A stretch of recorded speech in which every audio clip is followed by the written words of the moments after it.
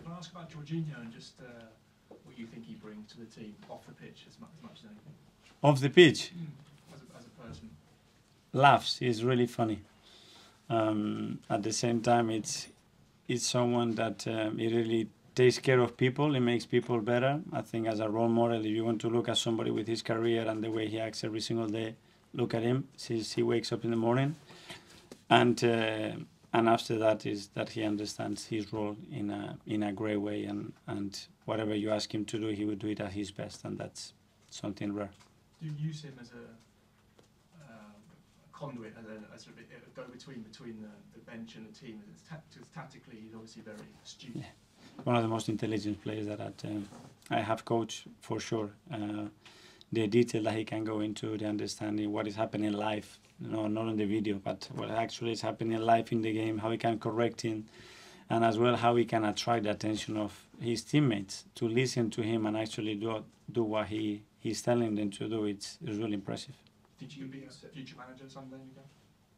If he wants to, he's got every quality, in my opinion, to do so, yeah. Did you use him at Villa when you were in the stands? If I used him? Yeah.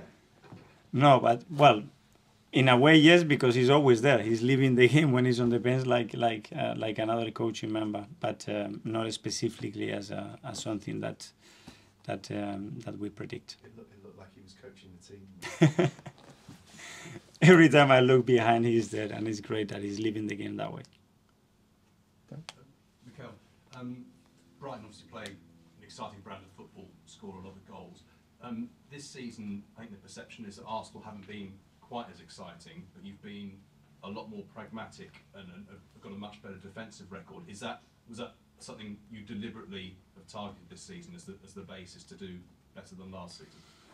We want to be better than last season, and better means that understanding better what the game requires and playing better than the opponent. And it is different. And again, I think we discussed that a few weeks ago about game state and the difference between as well what happened in the Premier League and in Europe, when I think we have the best goal difference across the Champions League. So different games, different solutions. And how much more is it to come from your team as an attacking unit, do you think? I think we can do much more, but on the defensive side as well. I think we can still defend much better certain situations. I think we have given goals away that we could avoid big time.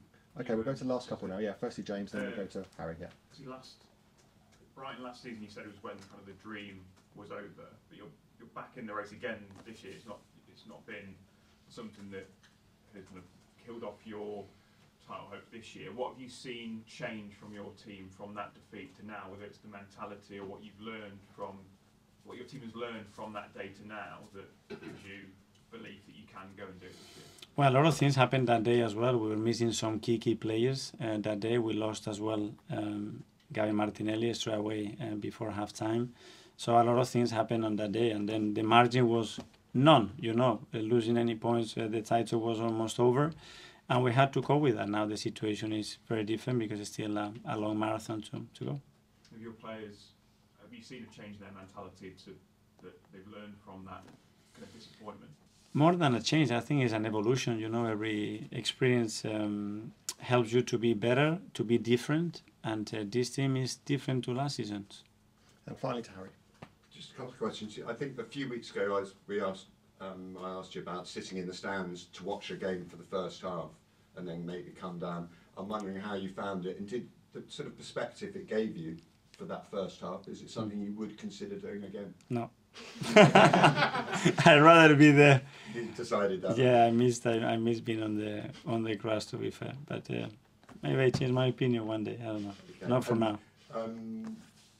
With you played Villa last week, you've got Brighton, then you've got West Ham coming up. They've all just won their respective Europa League groups or whatever they're in. Does it show how difficult the Premier League is this season when you've got they're closing the gap, aren't they? These teams, Brighton, Villa, West Ham, on the top or the established top 5 or 6 or whatever. I mean, is it tougher this year than ever before?